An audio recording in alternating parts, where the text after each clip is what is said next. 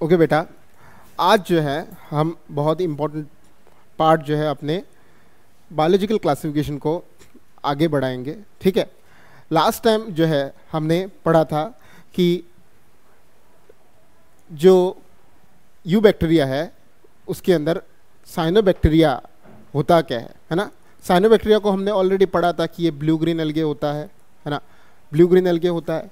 Cyanobacteria के अंदर हमने पढ़ा था कि ये यूनिसेलुलर हो सकता है, कॉलोनियल हो सकता है, फिलामेंटस हो सकता है। वहीं पे फिलामेंटस बैक्टीरिया को हमने अच्छे से पढ़ा था।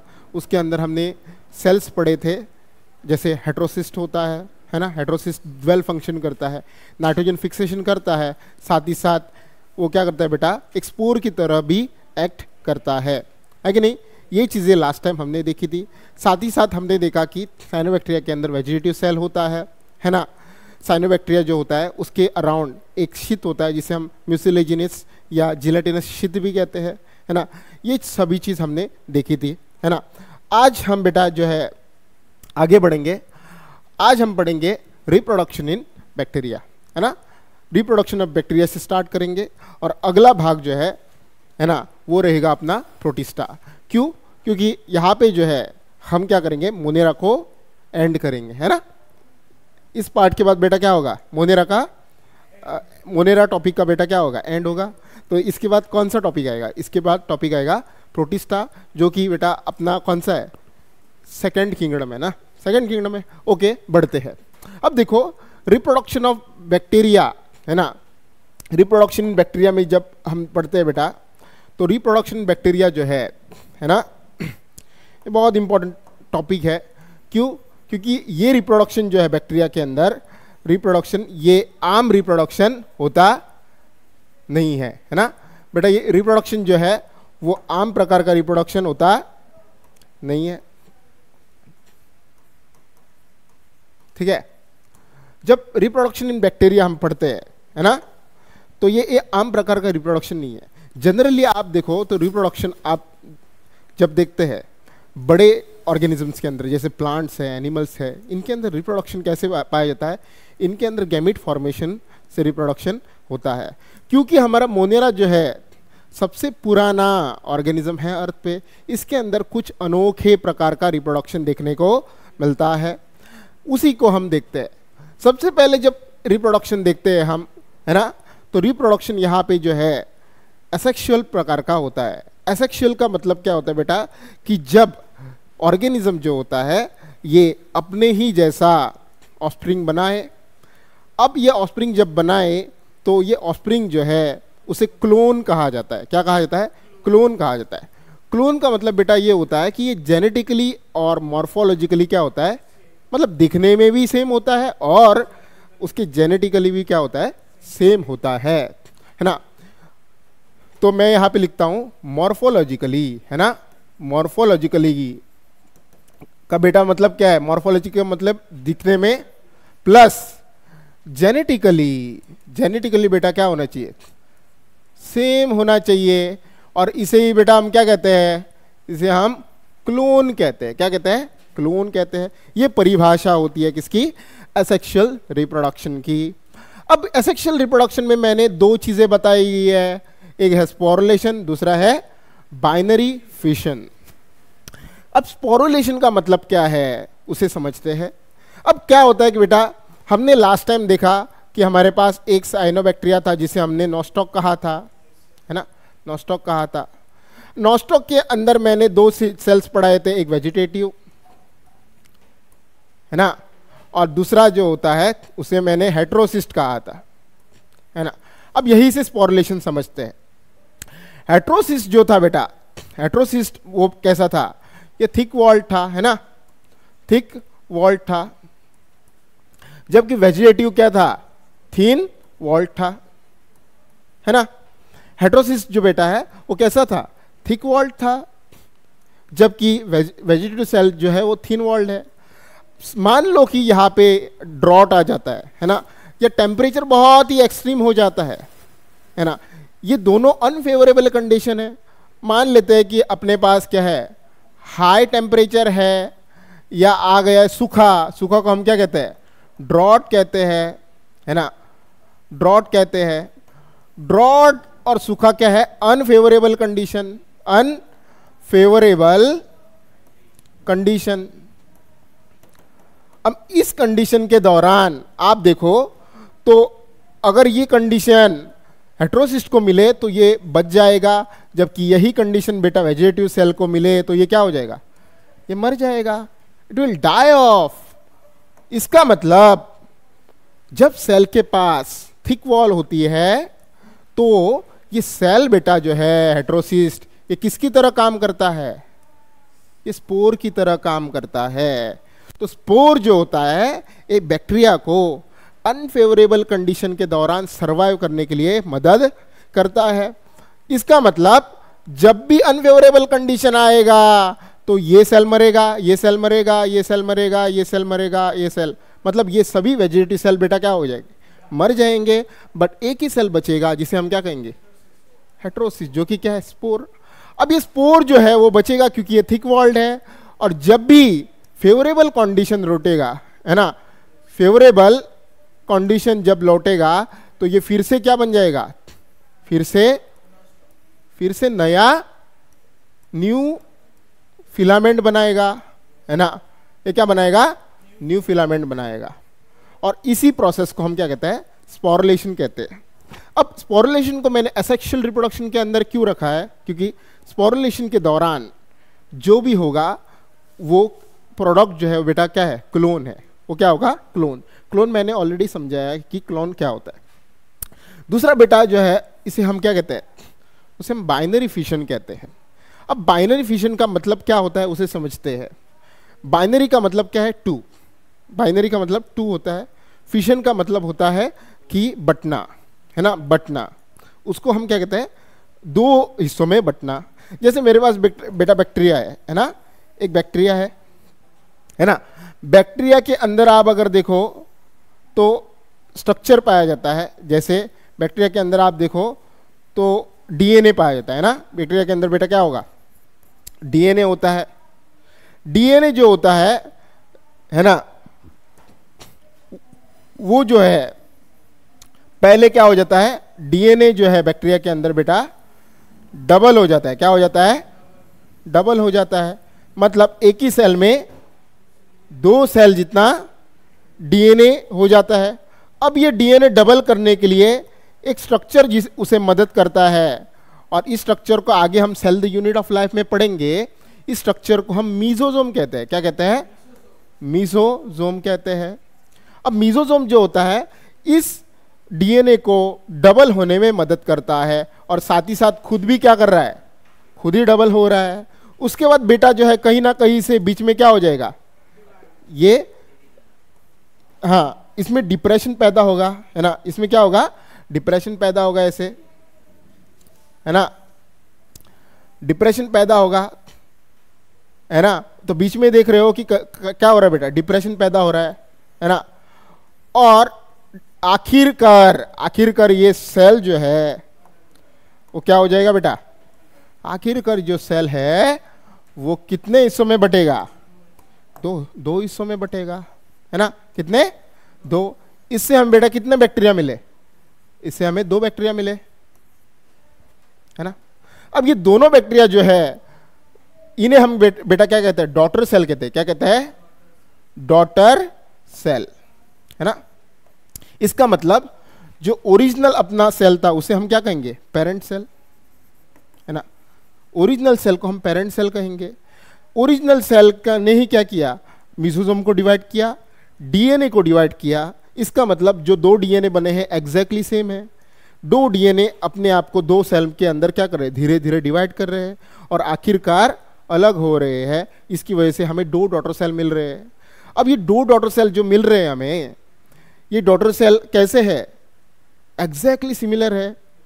इसलिए एक सेल को हम पेरेंट नहीं कह रहे। अगर एग्जैक्टली सिमिलर नहीं होते तो एक सेल को मैं पेरेंट कहता, एक सेल को। इसका मतलब यहां पे पेरेंट सेल अपना आइडेंटिटी क्या कर रहा है? Parent cell is losing its identity, क्योंकि दो सेल जो बने एग्जैक्टली पेरेंट जैसे दिखते हैं। इसलिए पेरेंट कौन सा इनमें से ये पता हमें नहीं है। इसलिए इन्हें क्या कहा जाता है? टू डॉटर सेल्स, है ना, इन्हें क्या कहा जाता है बेटा,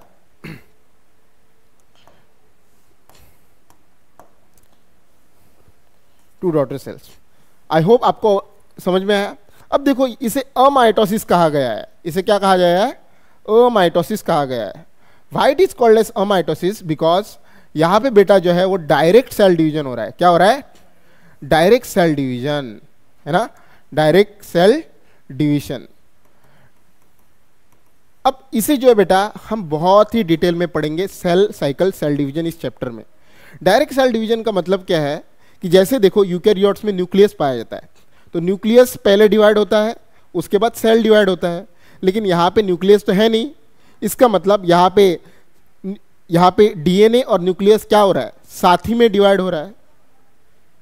न्यूक्लियस और डीएनए क्या हो रहा है, साइमल्टेनियसली क्या कर रहा है, डिवाइड कर रहा है। जबकि आप जब यूकेरियोट्स में देखते हो पहले क्या करता है, न्यूक्लियर डिवीजन होता है जिसे हम कैरियोकाइनेसिस कहते हैं, उसके बाद किसका डिवीजन होता है, सेल डिवीजन होता है जिसे हम साइटोकाइनेसिस कहते हैं। लेकिन यहाँ पे ऐसा कुछ नहीं है, यहाँ पे डीएनए और सेल दोनों क्या कर रहा है, साथ ही में डिवाइड कर रहा है, इसलिए बेटा इसे अमाइटोसिस कहा जाता है। जबकि न्यूक्लियर डिवीजन पहले जिसे कैरियोकाइनेसिस और सेल डिवीजन बाद में जिसे साइटोकाइनेसिस कहा जाता है, उसको हम माइटोसिस कहते हैं। क्या कहते हैं, माइटोसिस। लेकिन ये क्या है, अमाइटोसिस है। तो याद रखना बाइनरी फिजन या अमाइटोसिस दोनों चीजें क्या है, सेम है। आगे बढ़ते हैं, आते हैं सेक्सुअल टाइप के रिप्रोडक्शन में। अब आप पूछोगे कि बैक्टीरिया जो है बेचारा एक ही सेल है ना, बैक्टीरिया कितने सेल है, एक ही सेल है। अब बैक्टीरिया भी क्या गैमीट बनाता है क्या, और उसे ही हम अभी समझने वाले हैं। जब हम कॉमनली सोचते हैं तो सेक्सुअल रिप्रोडक्शन है ना के बारे में हमारा ये ख्याल रहता है कि सेक्सुअल रिप्रोडक्शन में गैमीट का पैदाइश होना चाहिए, है ना, मेल गैमीट बनेगा, फीमेल गैमीट बनेगा, उनका फ्यूजन होगा, जाइगोट बनेगा। लेकिन सेक्सुअल रिप्रोडक्शन की ये परिभाषा हमारे दिमाग में जो है वो बेटा क्या है, सरासर गलत है। क्यों, सेक्सुअल रिप्रोडक्शन में गैमीट बनना जरूरी नहीं है। तो सेक्सुअल रिप्रोडक्शन में फिर होना क्या चाहिए, सेक्सुअल रिप्रोडक्शन में बेटा एक चीज होना चाहिए जिसे हम रिकॉम्बिनेशन कहते हैं। क्या कहते हैं, रिकॉम्बिनेशन कहते हैं। अब रिकॉम्बिनेशन का मतलब क्या है, रिकॉम्बिनेशन का मतलब ये होता है कि पेरेंट का जो डीएनए था बैक्टीरिया के अंदर, उससे हटके थोड़ा डीएनए बैक्टीरिया का क्या हो जाए। पेरेंट में जो डीएनए था उसके हटके हो जाए, इस किसका डीएनए, डॉटर का। इसलिए डॉटर सेल जो है वो पेरेंट जैसा ना लगे, मतलब जेनेटिकली क्या हो, जेनेटिकली डिफरेंट होना चाहिए। रिकॉम्बिनेशन का मतलब क्या है, डॉटर सेल जो है, डॉटर सेल बेटा क्या होना चाहिए, जेनेटिकली क्या होना चाहिए, डिफरेंट होना चाहिए। इसका मतलब गैमीट बने या ना बने, लेकिन एक चीज कॉमन होना चाहिए कि जो डॉटर सेल बन रहा है उसमें कहीं ना कहीं पे डीएनए में क्या आना चाहिए, डीएनए में चेंज आना चाहिए। अब ऐसा होता है डीएनए में चेंज, है ना, डीएनए क्या हो रहा है, चेंज हो रहा है, तो उसे ही हम क्या कहते हैं, रिकॉम्बिनेशन। और रिकॉम्बिनेशन ही बेटा किसका निशानी है, सेक्सुअल रिप्रोडक्शन का, ना कि गैमेट फॉर्मेशन। इसलिए देखो हमने क्या लिखा है यहाँ पे, बैक्टीरिया में गैमेट तो बनते नहीं है लेकिन फिर भी सेक्सुअल रिप्रोडक्शन होता है। कैसे होता है देखो, इसमें primitive type of DNA transfer होता है। मतलब यहां पे बस क्या होता है, एक दूसरे के बीच में डीएनए कहीं ना कहीं से ट्रांसफर होता है, इसलिए जो नया सेल बन रहा है उसमें कहीं ना कहीं पे डीएनए में क्या आ जाता है, चेंज आ जाता है ना। अब इसके जो बेटा 3 प्रकार होते हैं, है ना, 3 प्रकार होते हैं। एक जो प्रकार है उसे कहते हैं ट्रांसफॉर्मेशन। क्या कहते हैं, ट्रांसफॉर्मेशन। दूसरा प्रकार जो है उसे ट्रांसडक्शन कहा जाता है, और तीसरा प्रकार जो है उसे कॉन्जुगेशन कहा जाता है। क्या कहा जाता है, कॉन्जुगेशन। मतलब डीएनए में चेंज लाने के कितने प्रकार है, 3 तरीके से डीएनए में चेंज लाया सकता है। पहला है कौन सा, ट्रांसफॉर्मेशन। ट्रांसफॉर्मेशन में बेटा क्या होता है कि जैसे अपने पास डीएनए है, है ना। डीएनए में मान लेते हैं सॉइल में है, इस डीएनए को जो है बेटा इस डीएनए को जो है बेटा बैक्टीरिया जो है वो क्या कर लेता है, अपने अंदर ले लेता है। और इसकी वजह से आप अगर देखो तो क्या हो जाता है, कहीं ना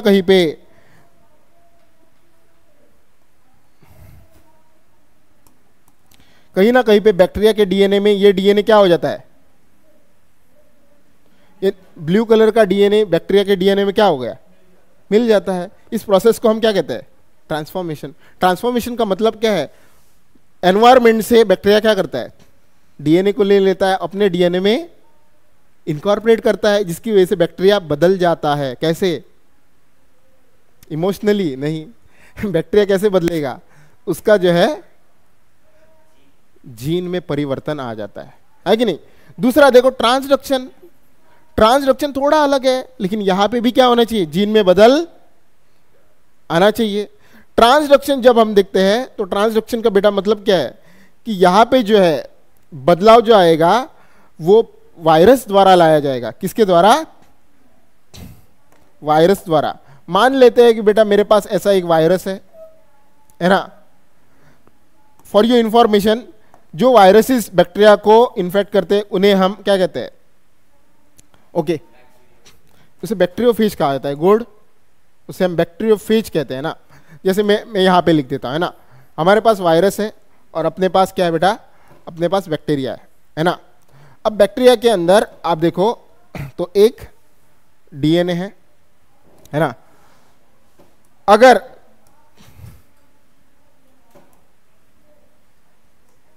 अब देखो वायरस के अंदर भी क्या है, डीएनए है, लेकिन अगर ये वायरस एक चीज कर पा रहा है, कौन सा, अपना डीएनए किसके अंदर डाल पा रहा है,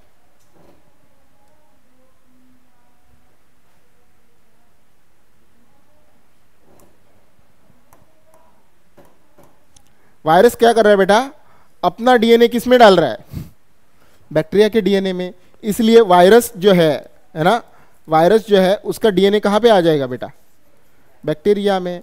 इसलिए भी बैक्टीरिया का डीएनए क्या हो जाएगा, चेंज हो जाएगा। इस प्रोसेस को हम क्या कहते हैं, ट्रांसडक्शन कहते हैं। तो ट्रांसडक्शन के अंदर किसका इन्वॉल्वमेंट होता है, ट्रांसडक्शन में वायरस अपना डीएनए बैक्टीरिया को दे रहा है। ट्रांसफॉर्मेशन में बैक्टीरिया खुद डीएनए कहां से ले रहा है, एनवायरमेंट से ले रहा है। गुड। तीसरा है कॉन्जुगेशन। कॉन्जुगेशन का मतलब क्या है, एक बैक्टीरिया दूसरे बैक्टीरिया को क्या कर रहा है, गिफ्ट कर रहा है डीएनए, है ना। कॉन्जुगेशन का मतलब बेटा क्या है कि जैसे मेरे पास एक बैक्टीरिया है ना, और दूसरा बैक्टीरिया है, ये दोनों बैक्टीरिया क्या कर रहे हैं, एक दूसरे को अपना डीएनए, है ना, ये बैक्टीरिया जो है और ये दूसरा बैक्टीरिया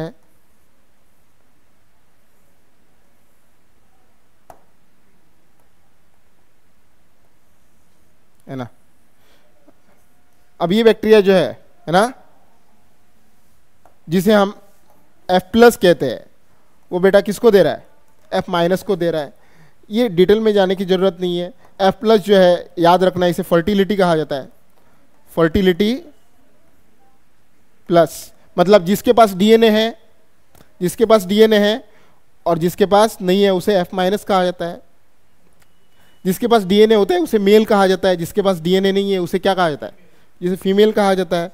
तो मेल जो है फीमेल के पास क्या करता है, अपना डीएनए देता है। तो व्हाइट कलर फीमेल का डीएनए, उसमें ब्लू कलर डीएनए मिल जाएगा, जिसकी वजह से वो क्या हो जाएगा, जेनेटिकली चेंज हो जाएगा। तीनों में एक चीज क्या है, डीएनए का चेंज हुआ है। तीनों में डीएनए का चेंज हुआ है, लेकिन तरीके अलग अलग है। तो तीनों के अंदर एक चीज कॉमन हुई है जिसे हम रिकॉम्बिनेशन कहते हैं। जिसे बेटा हम क्या कहते हैं, रिकॉम्बिनेशन कहते हैं। और रिकॉम्बिनेशन हो रहा है, इसका मतलब इनके अंदर क्या हो रहा है, रिकॉम्बिनेशन हो रहा है मतलब सेक्सुअल रिप्रोडक्शन हो रहा है। तो सेक्सुअल रिप्रोडक्शन में समझ में है ना। इसका मतलब मैं सेक्सुअल रिप्रोडक्शन अगर कर रहा हूं, इसका मतलब क्या है, when I will be give rise to a progeny, उसके अंदर मेरे कंपैरिजन में थोड़ा डीएनए क्या होना चाहिए, अलग होना चाहिए। इज दिस क्लियर, किसी को कंफ्यूजन है इसमें। और इसीलिए हम इसे क्या कहते हैं, primitive type of DNA transfer from one bacteria to another. मतलब किसकी बात कर रहा था मैं यहां पे बेटा, one bacteria to another bacteria, मतलब यहां पे किसकी बात कर रहा था मैं, तीनों में से मैं बात कर रहा था कॉन्जुगेशन, लेकिन ट्रांसफॉर्मेशन भी होता है और ट्रांसडक्शन। आई होप ये सब कुछ आपको समझ में आया, clear, okay. Let us move on to the next part, और आते हैं हम मोस्ट वेटेड किंगडम इस चैप्टर, इस लेक्चर की बेटा, जिसे हम क्या कहते हैं, किंगडम प्रोटिस्टा कहते हैं, है ना। अब किंगडम प्रोटिस्टा बहुत ही इंटरेस्टिंग है, क्यों? क्योंकि जब धरती पे बहुत सारे मोनेरन्स आए, है ना, जैसे आर्किबैक्टीरिया आया, यू बैक्टीरिया आया, अभी तक न्यूक्लियस का कहीं पे आसाद दिख नहीं रहा था, लेकिन प्रोटिस्टा जो थे ये पहली जो है आशा की किरण बन के उभरे, और पहले बार धरती पे हमें न्यूक्लियस देखना मिला। भले ये जो सेल था वो प्रोकैरियोट से मिलता जुलता था या मोनेरा से मिलता जुलता था, क्यों? क्योंकि इनके पास भी कितने सेल थे, महज एक सेल था, लेकिन ये जो थे मोनेरा से ज्यादा इवॉल्व थे। क्यों बेटा? क्योंकि किंगडम प्रोटिस्टा जो है वो कैसा है, ये सिंगल सेल तो है, ये कैसा है, ये सिंगल सेल है, लेकिन इसके अंदर बेटा एक चीज क्या है, इसके अंदर जो डीएनए है, इसके अंदर बेटा क्या है, डीएनए जो है ना, डीएनए के बाहर आपको क्या देखने को मिलेगा, डीएनए के बाहर बेटा क्या देखने को मिलेगा, न्यूक्लियर एनवेलोप। क्या? Nuclear envelope. जब डीएनए के बाहर न्यूक्लियर एनवेलोप देखने को मिलता है, इसका मतलब ये न्यूक्लियस है, इसका मतलब ये क्या है, वेल डेवलप्ड, ये क्या है, वेल डेवलप्ड न्यूक्लियस। इसलिए हमने आरएच विटाकर का जब क्लासिफिकेशन देखा, आरएच विटाकर का जब क्लासिफिकेशन देखा, वहां पे हमने ऑलरेडी देखा है, वहां पे हमने बेटा ऑलरेडी क्या देखा है, ऑलरेडी हमने देखा है कि जो प्रोटिस्टा होता है उसके अंदर वेल डिफाइंड न्यूक्लियस पाया जाता है, क्योंकि उसके अंदर क्या रहता है, न्यूक्लियर एनवेलोप पाया जाता है। ओके, इसलिए आप अगर देखो किंगडम प्रोटिस्टा क्या होता है, सिंगल सेल्ड यूकैरियोट होता है। ठीक है, तो हम यहां पे लिखते हैं कंटेन्स वेल डिफाइंड न्यूक्लियस, है ना। अब यूकैरियोट क्यों है, अब देखो यूकैरियोट क्यों है, यूकैरियोट इसलिए है क्योंकि इसके अंदर जो जब हम देखते हैं तो इसके अंदर मेम्ब्रेन बाउंड सेल ऑर्गेनल्स पाए जाते हैं, है ना। इसके अंदर क्या पाया जाएगा, contain membrane bound cell organelle. जैसे हमारे पास माइटोकॉन्ड्रिया है ना, क्लोरोप्लास्ट है, ऐसे कुछ जो है सेल ऑर्गेनल जो है इनके अंदर पाए जाएंगे, जो कि मोनेरा के अंदर पाए नहीं जाते हैं। डन। उसके बाद देखो boundaries of the kingdom are not well defined. Boundaries of the kingdom are not well defined का मतलब क्या है कि जैसे एक आपने प्रोटिस्टा को लिया, है ना, एक प्रोटिस्टा को लिया, जब एक साइंटिस्ट उसे देखेगा तो वो साइंटिस्ट उसे क्या कहेगा, उसे प्रोटिस्टियन कहेगा, उसे क्या कहेगा, प्रोटिस्टियन, क्योंकि ये क्या है, सिंगल सेल यूकैरियोट है। लेकिन वहीं पे जब दूसरा साइंटिस्ट देखेगा, है ना, साइंटिस्ट एक देखेगा उसे प्रोटिस्टियन कहेगा, जब दूसरा साइंटिस्ट देखेगा तो उसे एल्गे कहेगा। क्या कहेगा, उसे एल्गे कहेगा। उसे एल्गे क्यों कहेगा, क्योंकि यही प्रोटिस्टा क्या कर रहा है, फोटोसिंथेसिस कर रहा है ना। Got it. इसका मतलब हमें पता नहीं है इसकी बाउंड्रीज क्या है। मतलब एक प्रोटिस्टा याद रखना, इसका लिंक बहुत गहरा है। इसका मतलब याद रखना कि मोनेरा आया, मोनेरा के बाद कौन आया? मोनेरा के बाद प्रोटिस्टा आया। प्रोटिस्टा जब आया तो प्रोटिस्टा ने किसके साथ लिंक बनाया? फंजाई के साथ। प्रोटिस्टा ने लिंक बनाया किसके साथ? प्लांट के साथ। और प्रोटिस्टा ने लिंक बनाया कहां पे? एनिमल के साथ। मतलब प्रोटिस्टा ही एक कड़ी ऐसी है जो फंजाई को जोड़ता है, प्लांट को जोड़ता है और एनिमल्स को जोड़ता है। इसका मतलब कहीं ना कहीं पे प्लांट, एनिमल और फंजाई किससे पैदा हुए? प्रोटिस्टा। मतलब protista is a common ancestor है किसका? प्लांट, एनिमल और फंजाई का प्रोटिस्टा बेटा क्या है? एक कॉमन एंसेस्टर है। Is this clear? ओके। तो इसलिए हम क्या कहते हैं, इसका बाउंड्री डिफाइंड नहीं है ना।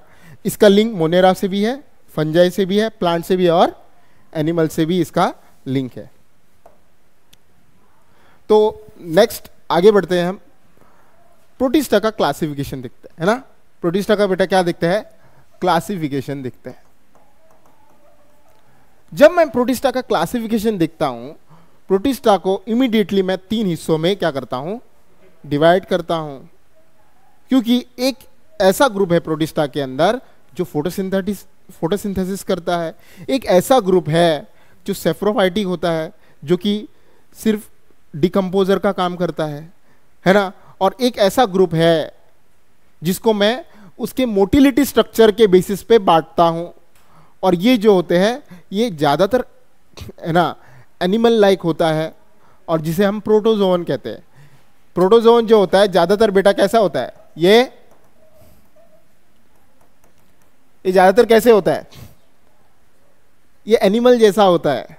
एनिमल जैसा मतलब ये ज्यादातर लोकोमोशन दिखाता है। मतलब एक जगह पे प्लांट को कहीं पे देखा है आपने लोकोमोशन करते हुए? एक्सेप्ट एल्गे,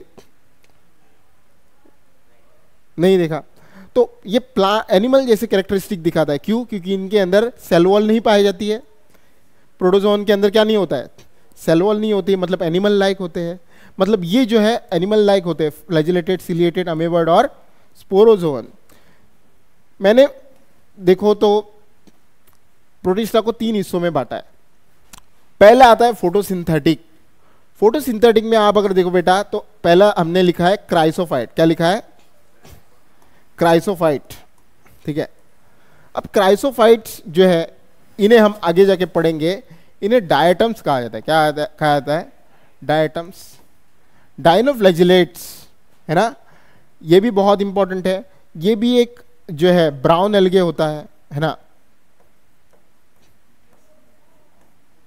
ब्राउन एल्गे जैसे ही होता है, क्योंकि इनके अंदर भी आप अगर देखो तो जो पिगमेंट्स हमने ब्राउन एल्गे में पढ़े हैं ना, वो भी वैसे ही पिगमेंट्स किस में पाए जाते हैं? डाइनोफ्लैजिलेट्स में पाए जाते हैं। साथ ही साथ यूग्लिनॉइड्स। यूग्लिनॉइड जो होता है इसके अंदर एक खास चीज पाई जाएगी जिसे हम मिक्सोट्रॉफिक न्यूट्रिशन कहते हैं।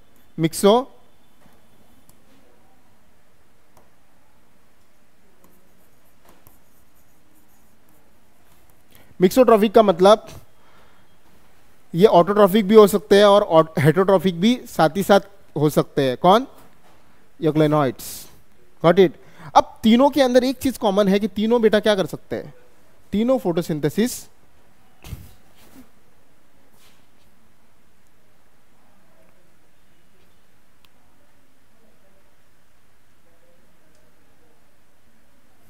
तीनों बेटा जो है तीनों क्या कर सकते हैं?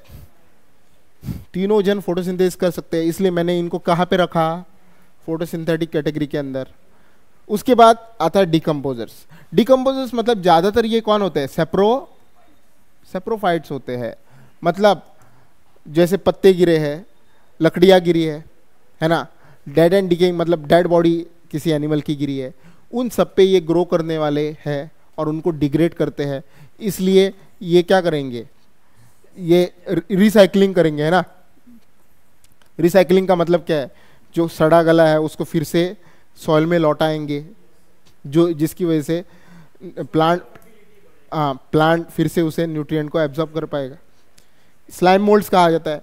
तीसरा आता है प्रोटोजोन। इसको तो मैंने बताया दिया है, एनिमल जैसा है, फ्लैजिलेटेड क्योंकि इसके अंदर फ्लैजिला पाया जाता है, सिलिएटेड क्योंकि अंदर इनके क्या पाया जाता है, सिलिया पाया जाता है, अमेवॉइड क्योंकि इसके अंदर क्या पाया जाता है, सूडोपोडिया आपने सुना होगा, सूडोपोडिया का मतलब फॉल्स फिट पाया जाता है, स्पोरोजोन इसलिए क्योंकि नॉन मोटाइल होता है। समझ में आया ना? मतलब मोटिलिटी के बेसिस पे हमने प्रोटोजोन को क्या किया, 4 हिस्सों में बांटा है। फ्लैजिला है तो फ्लैजिलेटेड, सिलिया है तो सिलिएटेड, अमीबा इसका मतलब सूडोपोडिया रहेगा, और लास्ट कौन है, लास्ट है स्पोरोजोन्स। Is this clear? ये होता है क्लासिफिकेशन पूरे प्रोटिस्टा का। अब इसको जो है इंडिविजुअली हम थोड़ा कोशिश करेंगे कि इंडिविजुअली इसे पढ़े, ठीक है।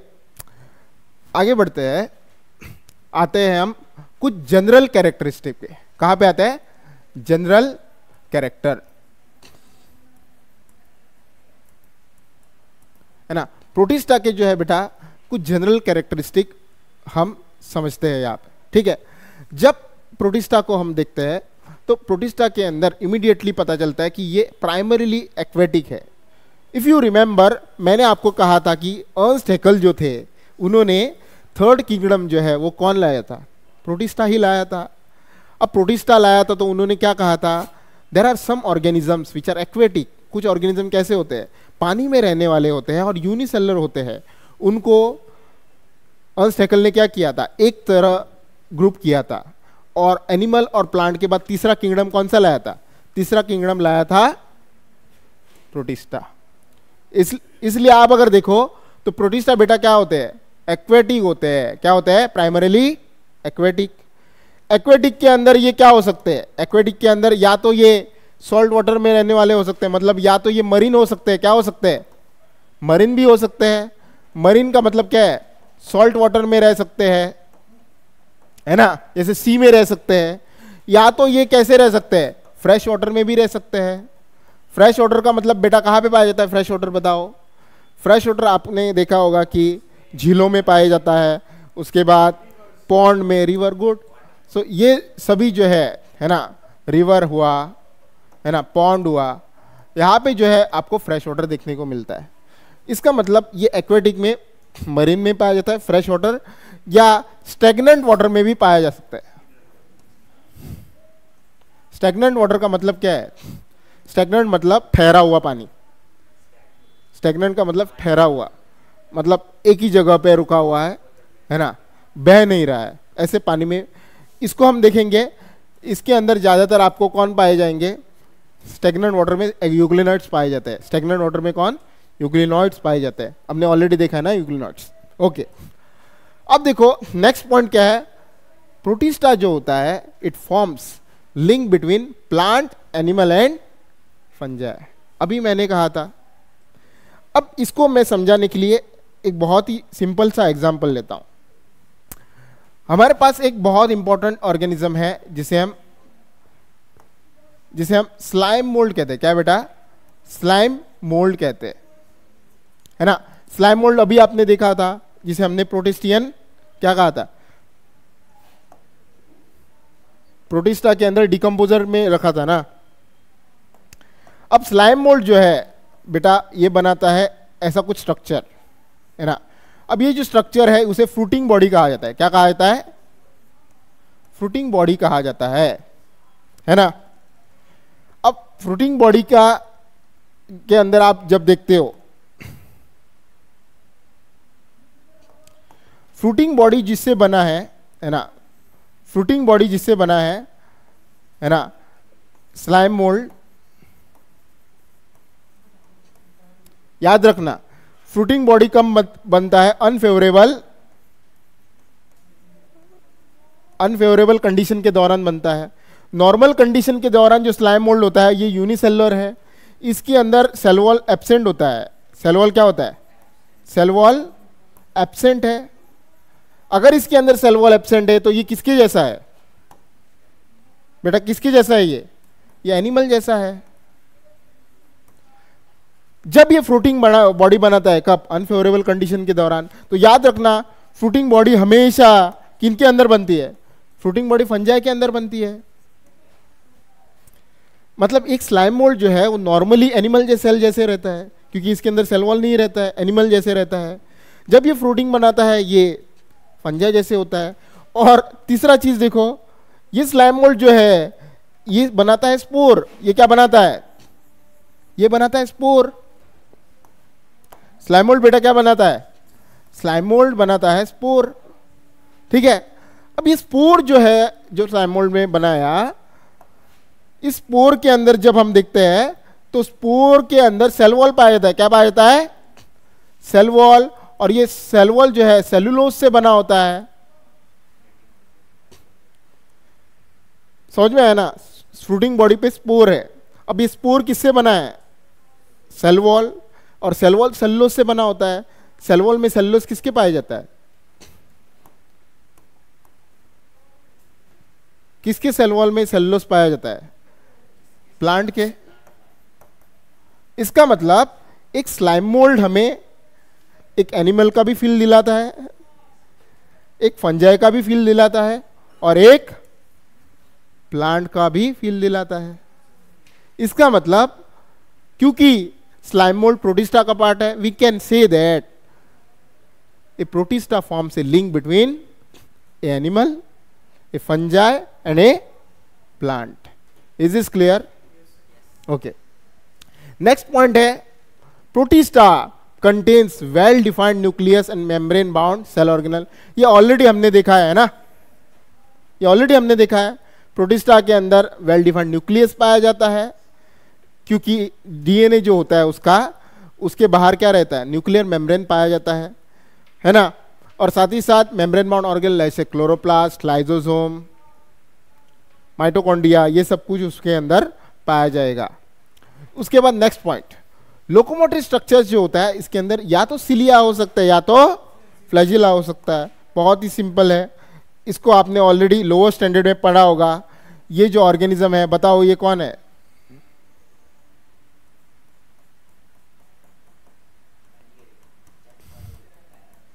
ये पैरामीशियम है ना बेटा?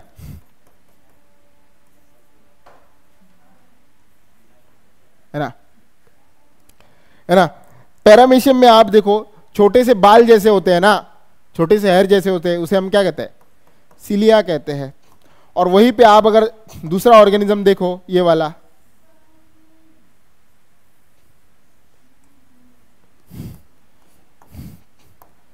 है ना, इसके अंदर भी एक ऐसे स्ट्रक्चर होता है। अब ये लंबा होता है ना, जबकि सिलिया बहुत छोटा होता है। इसे फ्लैजिला कहा जाता है। क्या कहा जाता है? फ्लैजिला। तो फ्लैजिला हो या सिलिया हो, दोनों इस प्रोटिस्टा को जो है एक जगह से दूसरी जगह पे मूव करने के लिए मदद करेंगे। इसलिए बेटा इन्हें क्या कहा जाता है? इन्हें लोकोमोटरी स्ट्रक्चर कहा जाएगा। Is this clear? इसको हम डिटेल में देखेंगे जब इंडिविजुअल क्लासेस को हम पढ़ेंगे। ठीक है, नेक्स्ट आप अगर देखो तो इसके अंदर एसेक्सुअल रिप्रोडक्शन पाया जाता है। एसेक्सुअल रिप्रोडक्शन के माने तो हमने ऑलरेडी कहा कि एसेक्सुअल रिप्रोडक्शन में एक चीज क्या होनी चाहिए? जो भी बनेगा उसे हम क्या कहेंगे? जो भी इंडिविजुअल बनेगा उसे हम क्लोन कहते हैं। क्लोन का मतलब मॉर्फोलॉजिकली और जेनेटिकली सेम। गुड। अब यहां पे देखो एसेक्सुअल रिप्रोडक्शन मेनली कैसे होता है? बाय फिशन, है ना। एसेक्सुअल रिप्रोडक्शन कैसे बनता है? फिशन से होता है। अब फिजन दो प्रकार का होता है। एक होता है ट्रांसवर्स फिजन। कैसे होता है? ट्रांसवर्स। ट्रांसवर्स का मतलब क्या है? जैसे अगर फिजन है ना, जैसे एक हमारे पास क्या है? प्रोटिस्ट है। ट्रांसवर्स फिजन का मतलब बेटा क्या होता है कि हॉरिजॉन्टल अगर ऐसे फिजन होता है, हॉरिजॉन्टल होता है तो उसे हम ट्रांसवर्स कहते हैं। और वहीं पे अगर फिजन कैसे होगा? वर्टिकल प्लेन में अगर फिजन होता है तो उसे हम क्या कहते हैं? लॉन्गिट्यूडनल। लॉन्गिट्यूडनल का मतलब ऊपर से नीचे की तरफ, और ट्रांसवर्स का मतलब क्या है? हाँ, अगर ये आगे जाके कहीं पे हमें पढ़ने मिला तो जरूर इसे हम बहुत अच्छे से क्या करेंगे? एलेबोरेट करेंगे। ठीक है, लॉन्गिट्यूडनल फिजन आप देखो तो ऐसा आपको यूग्लेना में देखने को मिलता है। ट्रांसवर्स आपको पैरामीशियम जो है उसके अंदर देखने को मिलेगा। Is is clear? अब सिस्ट फॉर्मेशन भी होता है, जैसे यूग्लिनॉइड्स। सिस्ट जो होता है ये अनफेवरेबल कंडीशन के दौरान बनता है ना। अब सिस्ट क्या है बेटा, जैसे जैसे बैक्टीरिया के अंदर स्पोर होता है ना, वैसे ही इसका पूरा बॉडी जो होता है थिक लेयर से भर जाता है ना। प्रोटिस्टा का पूरा बॉडी किससे, थिक लेयर से ऐसे भर जाता है, उसे हम क्या कहते हैं, सिस्ट कहते हैं। मतलब ये स्पोर लाइक ही होता है, ये स्पोर की तरह ही होता है, ठीक है। तो ये हुआ अपना सिस्ट फॉर्मेशन। नेक्स्ट आता है सेक्सुअल रिप्रोडक्शन। अब सेक्सुअल रिप्रोडक्शन में आप अगर देखो, it is not like bacteria. Sexual reproduction में बेटा मैंने क्या लिखा है, sexual reproduction is by what, gamete formation. मतलब पहले बार आप देखोगे तो सेक्सुअल रिप्रोडक्शन में क्या देखने को मिलता है, गैमेट बनते हुए देखने को मिलेगा। इसका मतलब यहाँ पे मेल रहेगा, यहाँ पे फीमेल रहेगा, और मेल और फीमेल जो है वो क्या बनाएंगे, गैमेट्स बनाएंगे, जो कि बैक्टीरिया के अंदर हमने नहीं देखा था। तो पहले बार आपको ट्रू सेक्सुअल रिप्रोडक्शन देखने को मिलेगा, है ना। मैं इसे क्या कहूंगा बेटा, ट्रू सेक्सुअल। ट्रू क्यों, क्योंकि क्या बन रहा है यहां पे,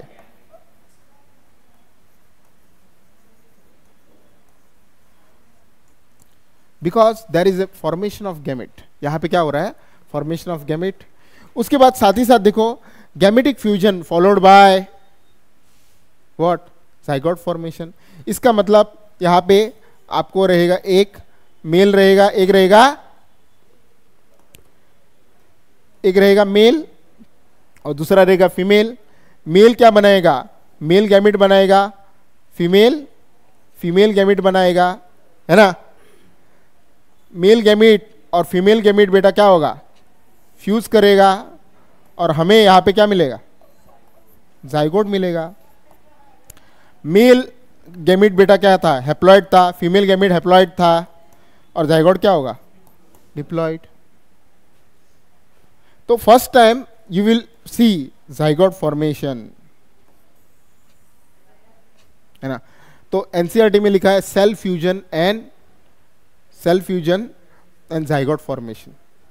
तो ऐसा हमें कहां पे नहीं देखने को मिला था, मोनेरा के अंदर नहीं देखने को मिलेगा। For the first time we will see this in the protista. Is this clear? So we'll stop this class over